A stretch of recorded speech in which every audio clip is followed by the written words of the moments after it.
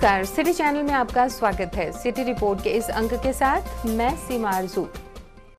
अपनी वैज्ञानिक सोच के चलते बागवानी व कृषि क्षेत्र में हर बार हमीरपुर जिला के परविंदर सिंह द्वारा नए नए कारनामे किए जा रहे हैं। जहां पहले परविंदर सिंह ने अपनी सोच के बलबूते पर टमाटर के पौधों पर बैंगन और बैंगन के पौधों पर टमाटर की कलम लगाकर सबको आश्चर्यचकित कर दिया था, तो वहीं अब उनके आंगन की छोटी सी क्यारी में करीब 5 क्विंटल टमाटर की पैदावार को देखकर सब लोग हैरान हैं।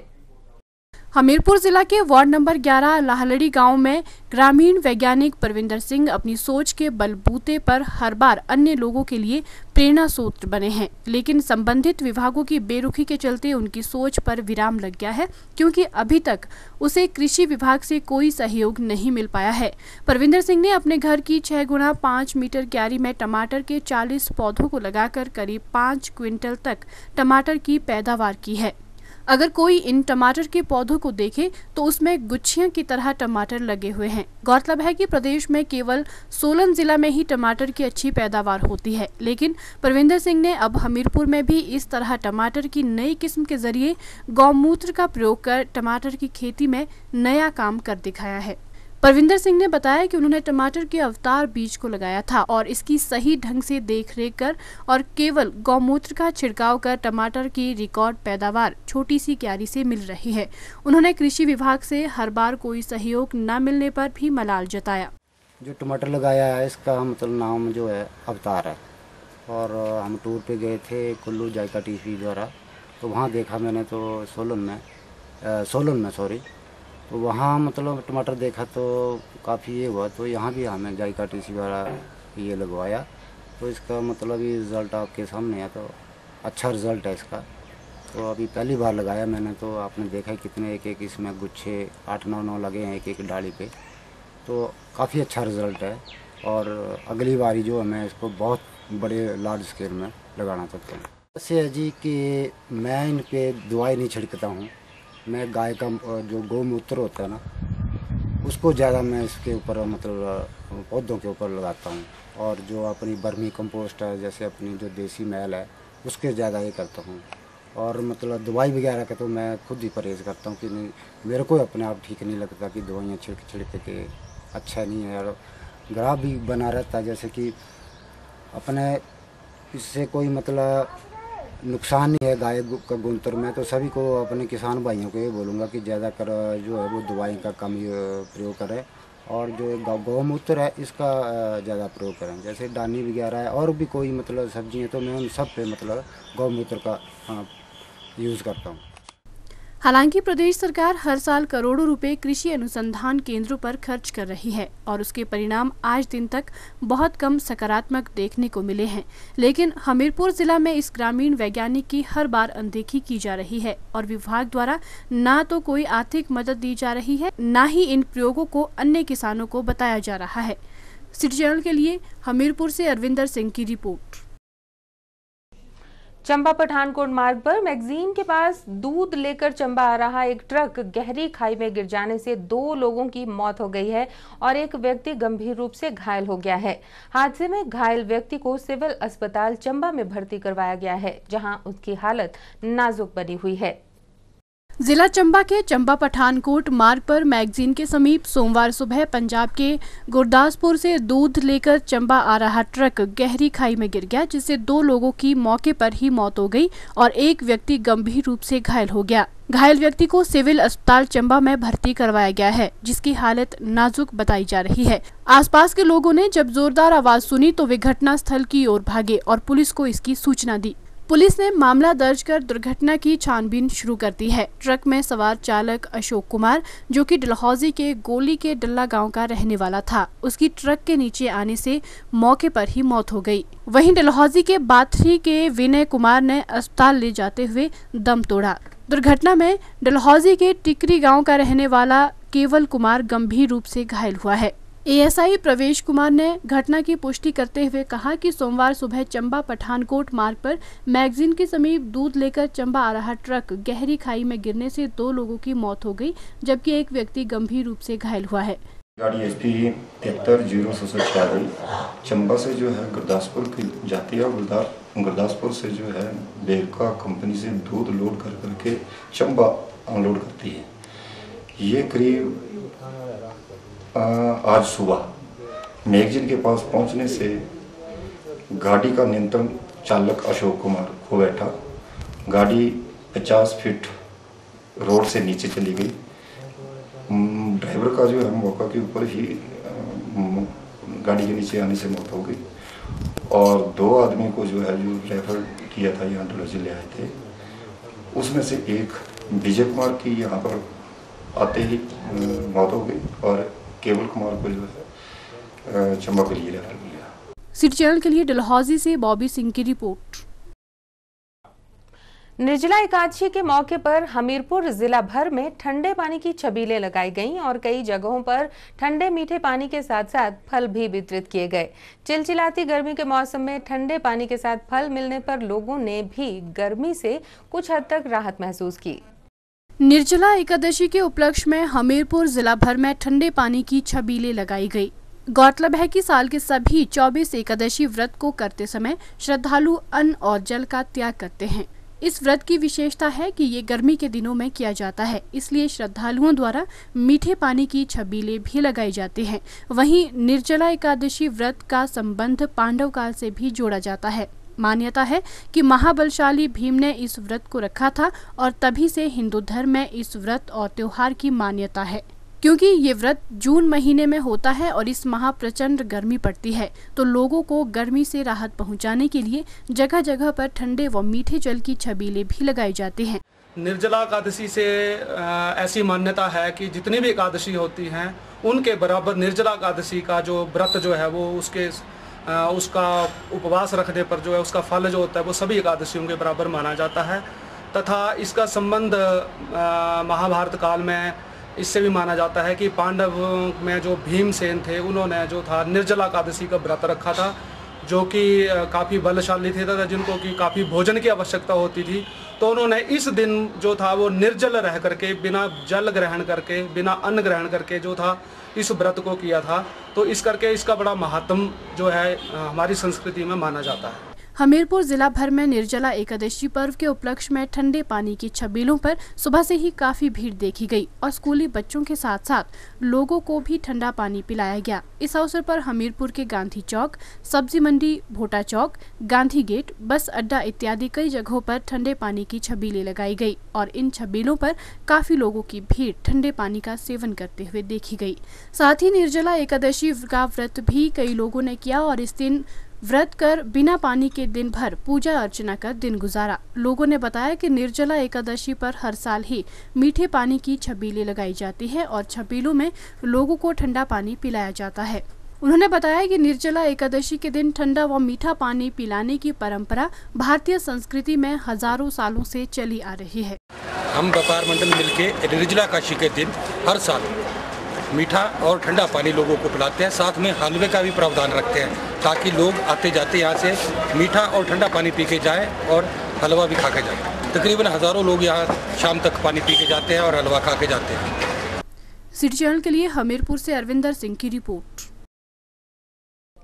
संगीत छात्र कल्याण संघ ने एक बार फिर सरकारी स्कूलों में संगीत शिक्षा शुरू करने की मांग की है और प्रदेश में होने वाले मेलों और उत्सवों में कलाकारों का चयन करने के लिए बाकायदा संगीत विशेषज्ञों की कमेटी का गठन करने की आवश्यकता जताई। शिमला में पत्रकार वार्ता के दौरान छात्र संगठन ने शिमला ग्रीष्मोत्सव में संगीत छात्रों की अनदेखी और संगठन के पदाधिकारियों के साथ बदसलूकी पर जिला प्रशासन की कड़ी आलोचना की और मुख्यमंत्री से इस मामले में हस्तक्षेप की मांग की। हिमाचल प्रदेश में स्कूल स्तर पर संगीत शिक्षा शुरू करने की मांग को लेकर अब संगीत छात्र कल्याण संगठन के साथ संगीत की शिक्षा प्रदान कर रहे शिक्षक भी आगे आ गए हैं। शिमला में पत्रकार वार्ता के दौरान संगीत छात्र कल्याण संगठन के पदाधिकारियों और प्रोफेसर CL वर्मा और प्रोफेसर नंदलाल गर्ग ने स्कूल स्तर पर संगीत शिक्षा शुरू करने की पैरवी की। उन्होंने कहा कि संगीत की शिक्षा से एक और जहां हमारी समृद्ध संस्कृति का संरक्षण होता है, वहीं बच्चों में अनुशासन और परिपक्वता भी आती है। उन्होंने वर्तमान में संगीत के क्षेत्र में अपात्र लोगों के बढ़ते हस्तक्षेप को दुर्भाग्यपूर्ण बताया और सरकार से इस मामले में गंभीरता से कदम उठाने की मांग की। संगीत छात्र कल्याण संगठन के अध्यक्ष राजेश चौहान ने स्कूल स्तर पर संगीत शिक्षा शुरू करवाने की मुख्यमंत्री की वचनबद्धता का उल्लेख करते हुए उम्मीद जताई कि वर्तमान सरकार इस पर सकारात्मक रुख अपनाएगी। वहीं उन्होंने जिला प्रशासन को शिमला ग्रीष्मोत्सव के दौरान संगीत के छात्र छात्राओं की अनदेखी और उनसे बदसलूकी पर उन्हें आड़े हाथ लिया और इस मामले को मुख्यमंत्री के ध्यान में लाने और न्यायालय तक ले जाने की भी चेतावनी दी। हमारा संगठन पिछले 4 सालों से सरकार के सामने जो एक जायज मांग लेकर उतरा है वो था कि जो हमारा संगीत विषय है वो प्रदेश के समस्त स्कूलों में शुरू किया जाना चाहिए। हम पिछले काफ़ी समय से सरकार से मांग कर रहे हैं कि जो ये संगीत विषय है जिसकी हर स्कूल में हर संस्थान में आवश्यकता रहती है। अगर मैं बात करूं कि ईश्वर प्राप्ति का भी एक सबसे सस्ता और आसान साधन माना गया है, लेकिन हमारे जो स्कूल हैं जहां की शुरुआत ही संगीत से होती है, प्रेयर से होती है, प्रार्थना से होती है, यहाँ पर हिमाचल प्रदेश में ये विषय स्कूलों में बहुत कम स्कूलों में ही पढ़ाया जाता है। हिमाचल प्रदेश में लगभग 15,000 के आसपास स्कूल हैं, उनमें से केवल 57 स्कूलों में ही इस विषय का पढ़ाया जाना हमारे प्रदेश के लिए एक बहुत ही दुख का विषय है। पहला उद्देश्य हमारा यही था और आखिरी उद्देश्य भी यही रहेगा। मैं प्रदेश के माननीय मुख्यमंत्री राजा वीरभद्र सिंह जी से एक बार संगठन के माध्यम से फिर से अपील कर रहा हूँ, उनसे विनम्र प्रार्थना कर रहा है हमारा संगठन की महोदय आप भी संगीत से जुड़े हैं, ऐसा कोई फंक्शन नहीं होता जहां पर म्यूजिक नहीं होता और आप ये बात नहीं कहते कि जो हमारी संस्कृति है, जो हमारा संगीत है, इसके लिए हमारी सरकार कृत संकल्प है। तो मैं मुख्यमंत्री से फिर से प्रार्थना कर रहा हूं कि जो हमारी ये जायज मांग है इसको जल्द से जल्द पूरा करें। सिटी चैनल के लिए शिमला से विक्रम कुमार के साथ राकेश शर्मा की रिपोर्ट। नगर निगम शिमला के वार्ड नंबर 12 के सब्जी मंडी में ठेका और अहाता खुलने से यहां के स्थानीय लोगों और दुकानदारों ने रोष व्यक्त किया है। ठेके को बंद करवाने की मांग को लेकर लोगों का एक प्रतिनिधिमंडल पुलिस अधीक्षक अभिषेक दुल्लर से मिला।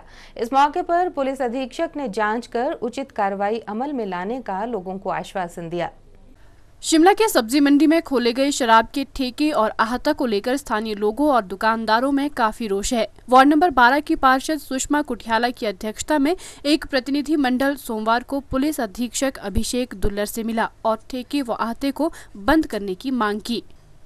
इसी को लेकर उन्होंने एक ज्ञापन भी एसपी को सौंपा। इस मौके पर वार्ड नंबर 12 की पार्षद सुषमा कुठियाला ने बताया कि सब्जी मंडी में ठेका खुलने से महिलाओं को भारी परेशानियों का सामना करना पड़ रहा है। उन्होंने कहा कि यहाँ पर मस्जिद भी है और साथ ही सब्जी मंडी में महिलाओं का आना जाना लगा रहता है, जिससे भारी परेशानियों का सामना करना पड़ रहा है। स्पेशली जो ये सब्जी मंडी में ठेका और अहाता खुला है, उसके सिलसिले में हम आज सब मिलकर यहाँ ज्ञापन देने आए हैं। मुझे नहीं पता कि जो ठेका खोला गया है सब्जी मंडी में, इसमें किसका एनओसी लिया, ना काउंसलर से पूछा। वहाँ बोला जा रहा है कि ये पुलिस वाले बोल रहे हैं कि 30 मीटर की दूरी से है। मेन इसमें जो है कश्मीरी मस्जिद की बैक साइड पड़ती है जहाँ वो नमाज पढ़ते हैं अपनी, जबकि वहाँ से कहीं भी मंदिर और मस्जिद से 30 मीटर की दूरी पे होना चाहिए, जो कि 5 मीटर की सिर्फ दूरी पर है। और वहाँ रेजिडेंस है, महिलाओं का सब्जी मंडी में रोज़ का आना जाना है। मुझे नहीं समझ आ रहा कि ये किस उसमें ये अहाता वहाँ खोलने की परमिशन दी गई है। वहीं स्थानीय महिलाओं ने कहा कि ठेका खुलने से उनके बच्चों पर भी बुरा प्रभाव पड़ सकता है। उन्होंने ये ठेका बंद करने की मांग की। हमारी सब्जी मंडी में ठेका खुल गया है, ये हमें मंजूर नहीं है और साथ ही लीज लगी हुई है, वो भी हमें ठीक नहीं है, क्योंकि हमारी फैमिलियाँ रहती हैं इधर, हमारे बच्चे हैं छोटे, तो इसलिए हम चाहते हैं कि इसको बंद कर दिया जाए। बहू बेटियाँ भी हैं साथ में और मैं चाहती हूँ कि इसको बंद कर दिया जाए। जहाँ पर ये ठेका खुला है उसके एडजस्टेंट हमारी दुकान है, मुझे रोज़ दुकान आना पड़ता है, 9:30-10 बज जाते हैं। तो वहाँ पे जाना मुश्किल है, वहाँ से वापस आना मुश्किल है। तो हम चाहते हैं ये ठेका और ये अहाता दोनों चीज़ बंद होनी चाहिए। ये रेजिडेंशियल एरिया है, लोग पूरी शिमला की सब्जी मंडी में आती हैं औरतें सब्जी खरीदने के लिए, और ये बहुत गलत जगह खुल गया है। बच्चे नहीं आ सकते, स्कूल नहीं जा सकता, कोई यहाँ से क्रॉस नहीं हो सकता, इतना बुरा हाल है। तो आप इसे प्लीज़ बंद करवाइए। स्पेशली कॉलेज गोइंग गर्ल्स हैं जो वहाँ से बिल्कुल नहीं आ जा सकती। ऐसे है ना, जो सब्जी मंडी में ऐसे ठेका खुल रहा है वो हमारे लिए, हमारे बच्चों के लिए, सबके लिए ही अच्छी बात नहीं है ये, क्योंकि रोज़ ये चीज़ें तो वही होनी चाहिए जहाँ पे रेजिडेंशियल एरिया ना हो, है ना। मतलब इसलिए हम सब यही बोलेंगे कि इसको बंद कराया जाए। इस बारे में पुलिस अधीक्षक अभिषेक दुल्हन ने कहा कि मामले की छानबीन कर उचित कार्रवाई अमल में लाई जाएगी। हाँ, ये अभी एक कंप्लेंट रिसीव हुई है कि जिसमें कि मार्केट प्लेस में एक नया शराब का ठेका खुला है और अहाता भी खुला है उसके साथ में। तो उसके बारे में कुछ लोगों ने रिप्रेजेंटेशन दिया है और इसमें हम लीगली इसको एनालाइज करके इसमें जो भी पुलिस की कार्रवाई बनेगी वो करेंगे। देखिए, जो नई एक्साइज पॉलिसी है उसमें किस हिसाब से वो जो मेजरमेंट वगैरह करना होता है वो बेसिकली एक्साइज डिपार्टमेंट उसको करता है शुरू में कि कोई भी एजुकेशन इंस्टीट्यूशन या रिलीजियस प्लेस से कितने डिस्टेंस पे होना चाहिए। तो जैसे अभी मैंने उनसे एक्साइज से संपर्क किया तो उन्होंने बोला कि उन्होंने सारा मेजरमेंट वगैरह किया है और ये किसी भी एजुकेशनल इंस्टीट्यूशन या कोई जो रिलीजियस प्लेस है उससे उसके दायरे में नहीं आता है।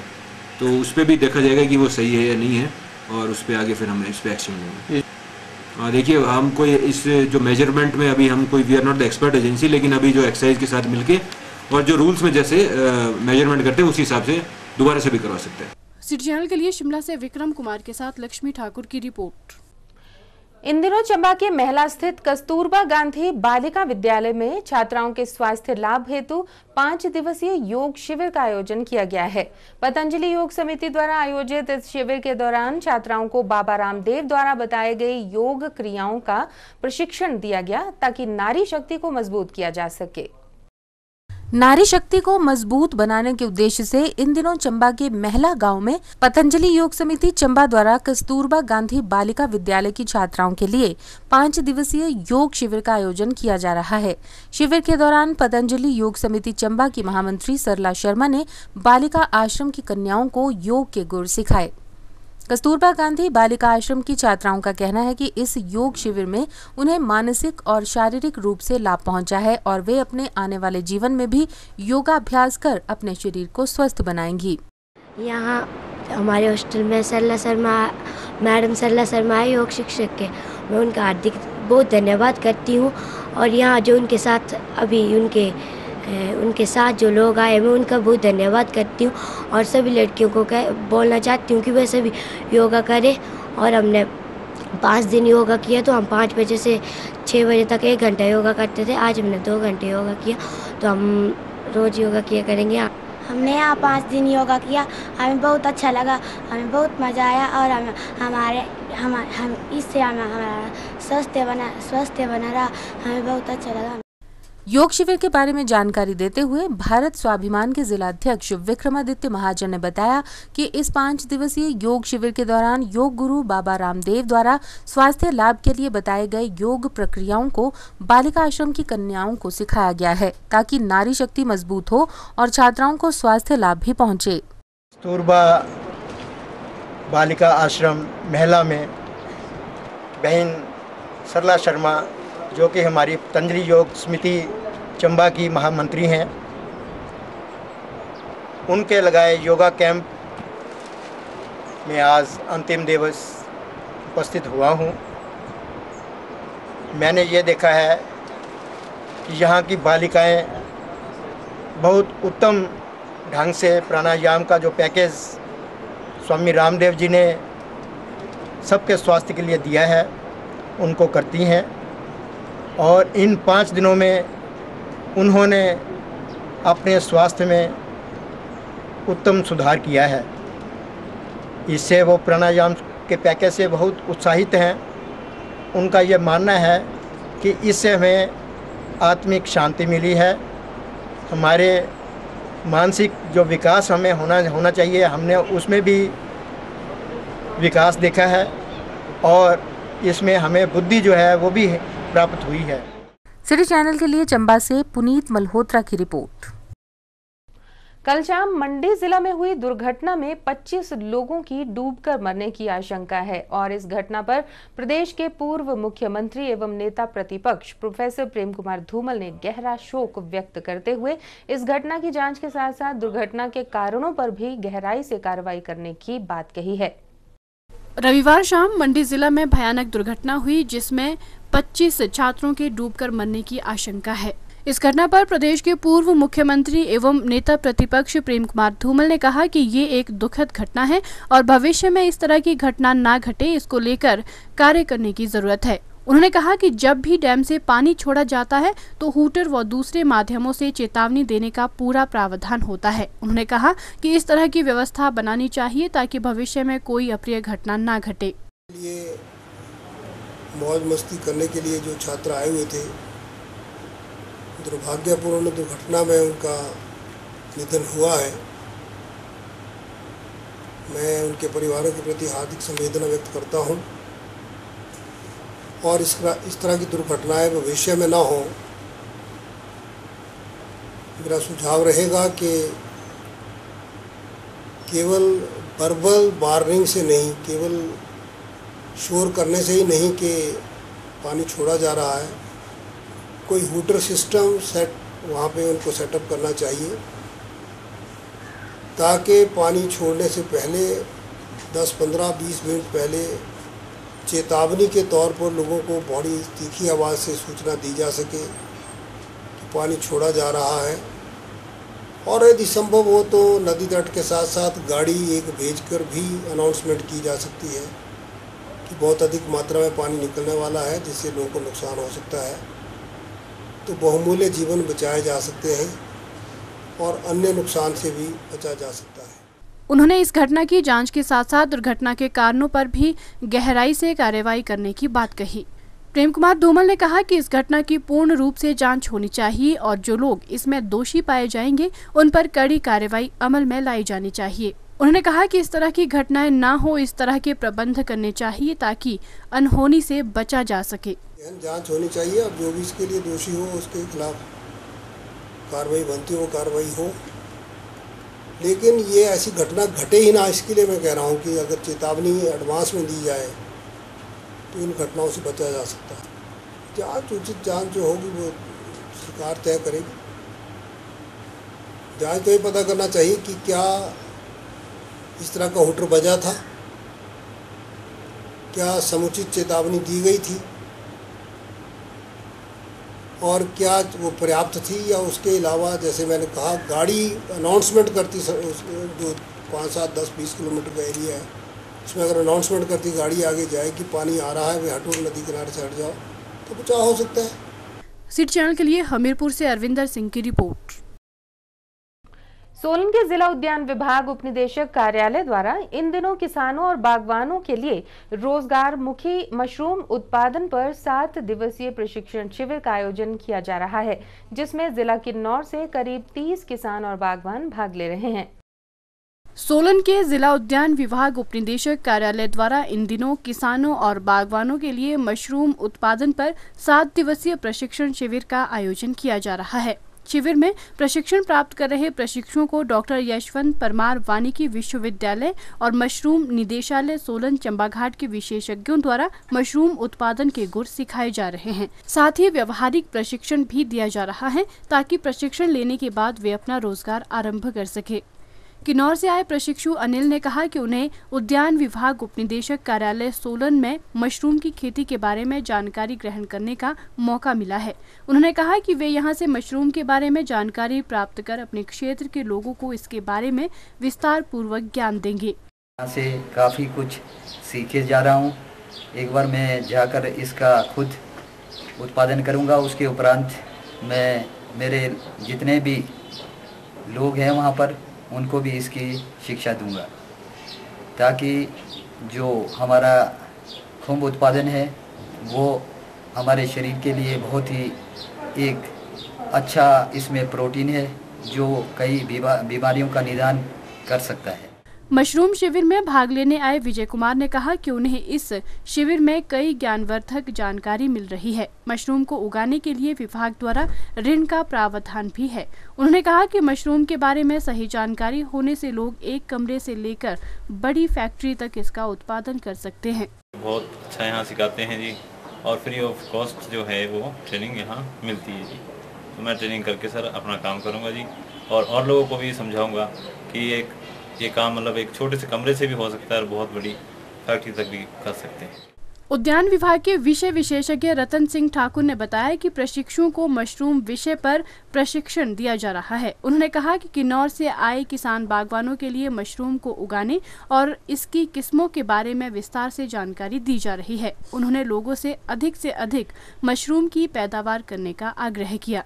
इस समय जिला किन्नौर से 23 बागवान किसान भाई हमारे इस प्रशिक्षण में भाग ले रहे हैं, और बहुत से लोगों ने वहाँ पे पहले भी प्रशिक्षण यहाँ से इस केंद्र से लिया था और उन्होंने अपना कार्य भी वहाँ पे शुरू कर दिया है। ये कुछ जो अनएम्प्लॉयड हमारे प्रदेश के युवा हैं या बेरोजगार हैं, शेड्यूल कास्ट हैं, ऐसी फैमिलीज के हैं, इनको हम प्रायोरिटी बेसिस पे जो है यहाँ से तकनीकी ज्ञान हासिल करवाते हैं।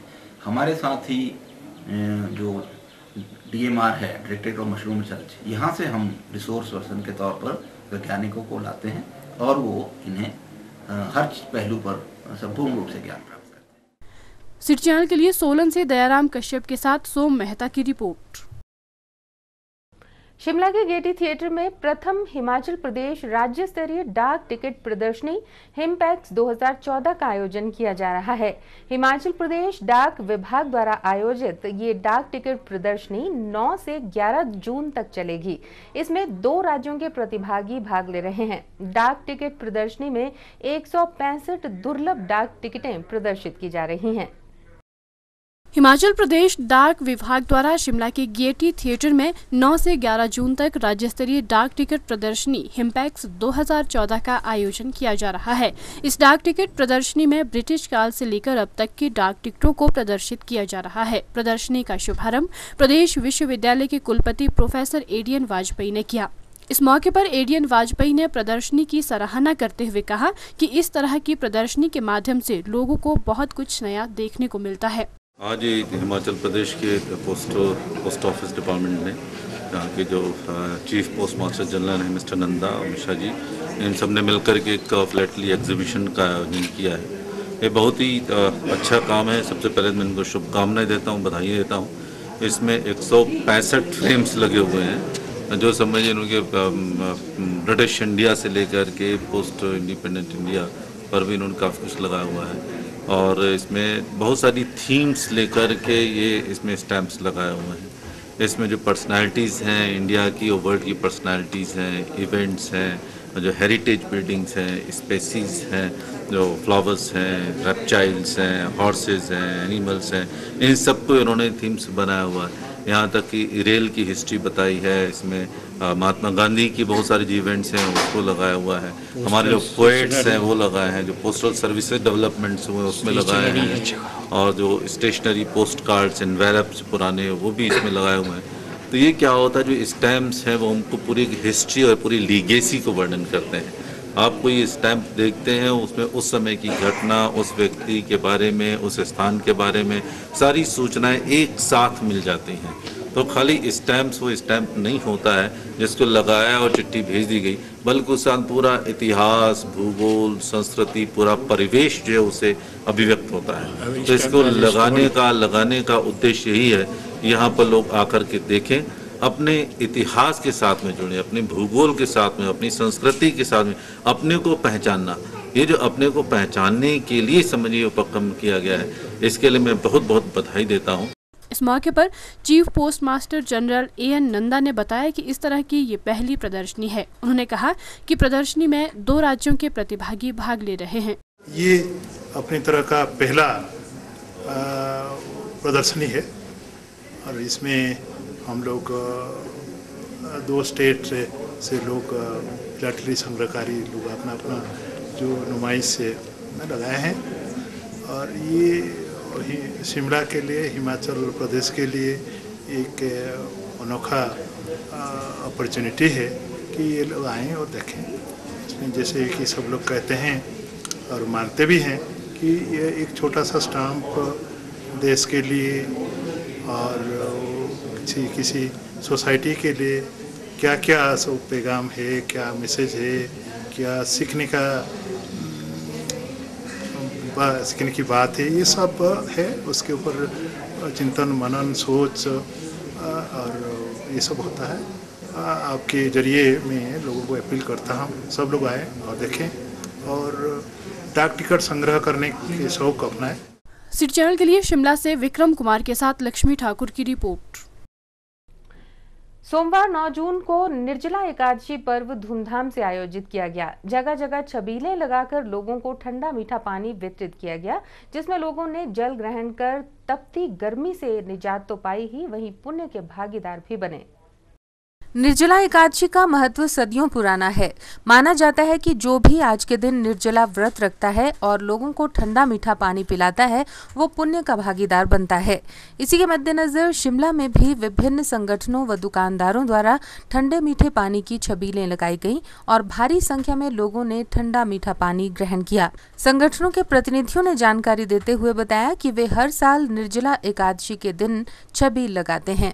हर साल की तरह हम लोग यहाँ पे फेस्टिवल है तो सेलिब्रेट करते हैं, जिसमें इसको निर्जला एकादशी बोलते हैं, जिसमें हम लोग पानी वगैरह सब लोगों को पिलाते हैं। ये एक्चुअली शिवजी का ही फेस्टिवल है जो कि सेलिब्रेट होता है हर साल यहीं पे मिडिल गुजरात में, और बाकी जगह भी सेलिब्रेट होता है। ये काफ़ी सालों से चला आ रहा है यहाँ पे मिडिल गुजरात में, तो हम बहुत सालों से कर रहे हैं। जब से मैं पैदा हुआ तब से तो हम लोग देख ही रहे हैं। वहीं नगर निगम कार्यालय के पास श्री सत्य साई सेवा संगठन द्वारा भी छबील लगाई गई, जिसमें हाइजीन का ख्याल रखते हुए मिनरल वाटर का प्रयोग किया गया। संगठन द्वारा इस मौके पर जल पीने आए लोगों को श्री शिरडी साईं बाबा के चित्र भी वितरित किए गए। सिटी चैनल से बात करते हुए संगठन के सदस्य ने एकादशी के महत्व पर प्रकाश डाला और साथ ही छबील के बारे में जानकारी दी। निर्जला एकादशी के उपलक्ष्य में इसमें हमारा विशेष बात यह है कि जन स्वास्थ्य को ध्यान में रखते हुए हम जितना पानी इस्तेमाल कर रहे हैं वो सारा का सारा मिनरल वाटर है। इससे जो भी पीने वाले हैं उनको किसी तरह का कोई परेशानी हो बाद में पानी की वजह से, इस बात को हमने ध्यान में रखा है। और हम चाहते हैं कि इस भीषण गर्मी के मौसम में जो भी यहाँ पे टूरिस्ट आता है या जो जन साधारण आता है उसको अगर हम और किसी तरह की सेवा न कर पाए तो कम से कम एक शीतल जल, मीठा जल उनको पिला सके, ताकि उनको भी भगवान का प्रसाद मिले और साथ में उन सबको भगवान बाबा की आशीष और उनको ब्लेसिंग मिलती रहे। ये हमारा आज के कार्यक्रम के बारे में विचार है। निर्जला एकादशी हिंदुओं का बहुत पुराना पर्व है। ये ऐसा इस एकादशी के दिन ये बात मानी जाती है कि इस दिन जो भी मीठे जल का दूसरे को दान देगा, उसकी सेवा करेगा, उसको तो पुण्य मिलेगा ही मिलेगा, और बाकी जो उसको लेने वाला है उसको पे भगवान की कृपा रहेगी। सिटी चैनल के लिए शिमला से विक्रम कुमार के साथ सीमा आरजू की रिपोर्ट। अनरव सात्विक विद्या मंदिर BCS न्यू शिमला का AIPMT 2014 में सर्वश्रेष्ठ प्रदर्शन रहा है।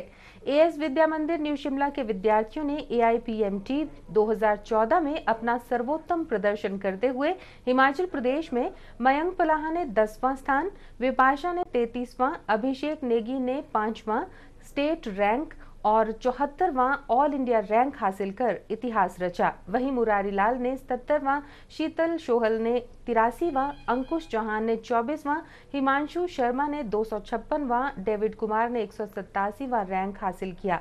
इस ऐतिहासिक उपलब्धि के लिए AS विद्या मंदिर न्यू शिमला BCS के प्रबंध निदेशक DN शर्मा ने सभी छात्रों, अभिभावकों और अध्यापकों को हार्दिक बधाई दी और साथ ही ये आशा व्यक्त की कि संस्थान इस तरह के अच्छे परिणाम देने के लिए हमेशा प्रयासरत रहेगा।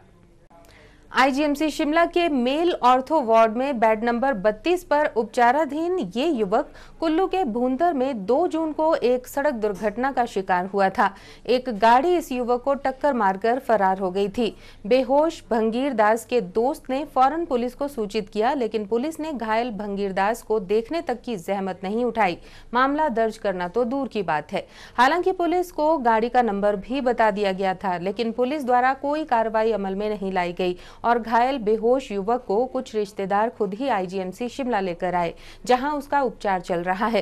पुलिस की अनदेखी का शिकार भंगीर दास पुलिस द्वारा कोई कार्रवाई अमल में न लाए जाने पर काफी परेशान और नाराज है। 2 तारीख को शाम को मेरा एक्सीडेंट हुआ था नीचे भूंतर में फ्लाईव्यू होटल के सामने। तो वहाँ पर रात को जैसे मेरे को तो होश नहीं थी, मेरे यार दोस्त था उसने फ़ोन कर दिया पुलिस स्टेशन में। पुलिस तो आई नहीं आधे घंटे तक, और उतने को गाड़ी वाला दे रहा था, कोई गुजरात की गाड़ी, वो निकल गई। और हमने पुलिस को बता दिया, नंबर बता दिया, सब बता दिया। अभी तक पुलिस कुछ नहीं कर रही है, ना तो कोई गाड़ी वाले का क्या नाम कर रहा है, कोई गाड़ी का पता कर रहा है, या ना तो मेरी कोई कुछ मेरा ट्रीटमेंट की कैसे हो क्या हो। कुल्लू में तो बेहोश था मैं, मेरे को तो होश भी है जब मैं यहाँ पहुँचा, और मेरे सामने मेरे ससुर थी श्री बालमचंद जी मेरे सामने थे, बाकी कोई पुलिस पारिश नहीं थी। यहाँ कौन लेकर यहाँ वही लेकर मेरे ससुर ने, मेरे ब्रदर है, छोटे ब्रदर। तो मेरा मतलब जो गाड़ी वाला जिसने मार के फेंका है, और ना तो मेरी उसकी गलती है, मैं तो बैठा था साइड में बाइक पर, ऐसा नहीं चला रहा था तब भी, बस जब मैं थोड़ा रुक कर गया था, रुकने के बाद वो सीधा आ गया, ना मोड़ कटा, मेरे को मार के चला गया। मेरा मतलब गाड़ी वाले का आओ कम से कम हॉस्पिटल तक तो ले जाओ, कुछ भी नहीं। उतने को याद उसने गाड़ी का नंबर नोट करके उसको पुलिस को फ़ोन किया, एम्बुलेंस ने बोला कि 40-50 मिनट लगेंगे। पुलिस बड़ा मेरा काम करे, बस वो क्या है, पुलिस क्यों नहीं काम कर रही है। ठीक है, ये गरीब की ये क्या नाम है, बाकी नहीं तो हमने तो कुछ हमने नहीं जाती कि हमारे बीच तो कल्प करनी चाहिए ना। अरे कोई आदमी बीच सड़क में मार के किसी को जा रहा है, पुलिस कुछ नहीं कर रही है। सिटी चैनल के लिए शिमला से विक्रम कुमार के साथ सीमा आरजू की रिपोर्ट।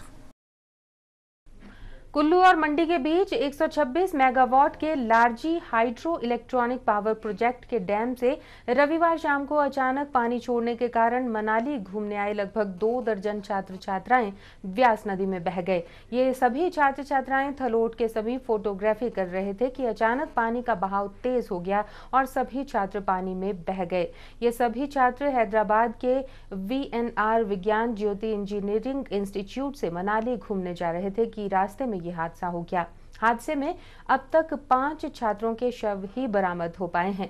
घटनास्थल पर राहत कार्य अभी भी जारी है। इस दुखद घटनाक्रम पर प्रदेश के मुख्यमंत्री वीरभद्र सिंह, कांगड़ा के सांसद शांता कुमार और मंडी के सांसद रामस्वरूप शर्मा ने गहरा दुख व्यक्त किया है।